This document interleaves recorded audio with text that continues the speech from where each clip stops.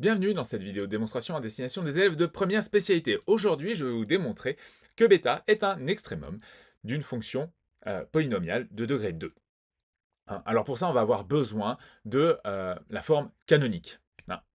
Alors, dans le cours, c'est bien marqué que bêta, en fait, c'est les coordonnées du sommet de la parabole. Hein. C'est l'ordonnée, exactement, et c'est en alpha. Pour alpha, je le démontrerai dans une autre vidéo, mais là, pour bêta, pour montrer que c'est un extrémum. On va commencer déjà par écrire ceci. X moins alpha, le tout au carré, c'est supérieur ou égal à 0. J'espère que c'est bien clair pour tout le monde ça.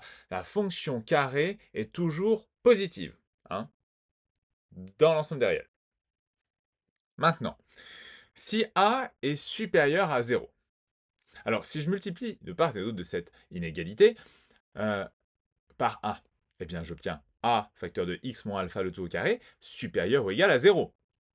Maintenant, si je rajoute bêta de chaque côté, j'obtiens a facteur de x moins alpha le tout au carré plus bêta supérieur ou égal à bêta. Tout le monde est OK avec ça? Il se trouve que la partie gauche là de mon inégalité, c'est f de x. Hein. Et donc f de x est toujours supérieur ou égal à bêta. Donc ça veut dire que f de x est minoré par bêta. Donc ça veut dire que bêta est le minimum de f. Voilà, quand a est supérieur à 0. Il existe bien entendu un autre cas, hein, c'est quand a est inférieur à 0. Dans ce cas-là, regardez, eh bien en fait, le fait de multiplier par a, ça inverse l'ordre. Donc a facteur de x moins alpha, le tout au carré, est inférieur ou égal à 0. Si je rajoute bêta de chaque côté, eh bien en fait, c'est f de x qui est inférieur ou égal à bêta. Donc f de x est majoré par bêta. Ça veut dire que bêta est le maximum de f.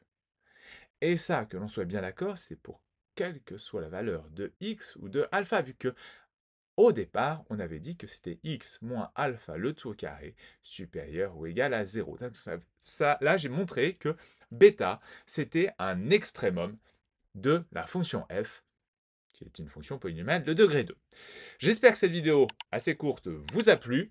N'hésitez pas à poser vos questions en commentaire, likez, partagez, puis abonnez-vous pour la suite. Voilà.